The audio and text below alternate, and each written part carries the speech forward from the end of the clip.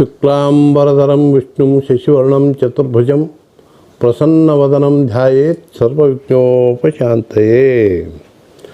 ಗುರುಬ್ರಹ್ಮ ಗುರುವಿಷ್ಣು ಗುರುದೇವೋ ಮಹೇಶ್ವರ ಗುರು ಸಾಕ್ಷಾತ್ ಪರಬ್ರಹ್ಮ ತಸ್ಮೈ ಶ್ರೀ ಗುರುವೇ ನಮಃ. ಶ್ರೀ ಗುರುಭ್ಯೋ ನಮಃ. ಹರಿ ಓಂ. ನನ್ನ ಆತ್ಮೀಯ ಧನರಾಶಿಯ ಸ್ನೇಹಿತರಿಗೆ ಸ್ವಾಗತ. ಜೂನ್ ತಿಂಗಳ ನಿಮ್ಮ ರಾಶಿಯ ಭವಿಷ್ಯ ಫಲಗಳನ್ನು ಈ ಮೂಲಕ ತಿಳಿಸುತ್ತೇನೆ.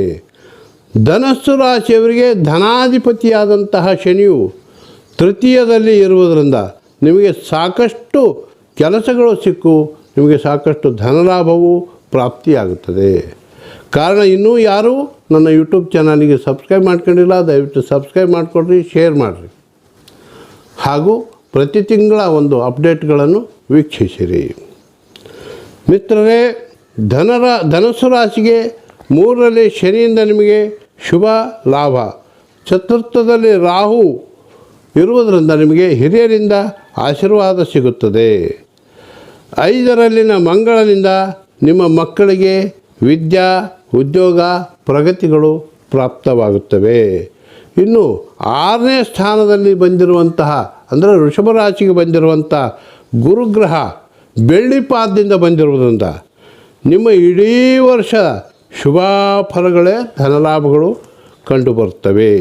ದಿನಾಂಕ 12ರಂದು ಶುಕ್ರನು ಹಾಗೂ ದಿನಾಂಕ 14ರಂದು ಸೂರ್ಯಗ್ರಹರು ಸಪ್ತಮ ಸ್ಥಾನಕ್ಕೆ ಬಂದು ಸರ್ಕಾರಿ ಕೆಲಸಗಳಲ್ಲಿ ನಿಮಗೆ ಜಯ ಕಂಡುಬರುತ್ತದೆ. 7ರ ಬುಧನಿಂದ ನಿಮಗೆ ನಿಮ್ಮ ವ್ಯಾಪಾರಗಳಲ್ಲಿ ಕೂಡ ಲಾಭ ಕಂಡುಬರುತ್ತದೆ.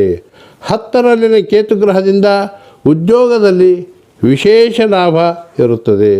ದಿನನಿತ್ಯವೂ ನೀವು ಘೃಣಿಶ್ರೀ ಆದಿತ್ಯಾಯ ನಮಃ ಮತ್ತು ಓಂ ನಮೋ ಭಗವತೆ ವಾಸುದೇವಾಯ ನಮಃ ಎಂಬ ಮಂತ್ರವನ್ನು ಪ್ರತಿನಿತ್ಯ 11 ಸಲ ಪಠಿಸಿರಿ, ನಿಮಗೆ ಶುಭವಾಗುತ್ತದೆ. ದಿನಾಂಕ 12ರಿಂದ 14, 17ರಿಂದ 19, 22, 23 ಹಾಗೂ 30ರಂದು ನಿಮಗೆ ಶುಭ ದಿನಗಳು ಶುಭವಾಗಲಿ. ಸರ್ವೇ ಜನಾಃ ಸುಖಿನೋ ಭವಂತು. ಸಮಸ್ತ ಸನ್ಮಂಗಲಾನಿ ಭವ.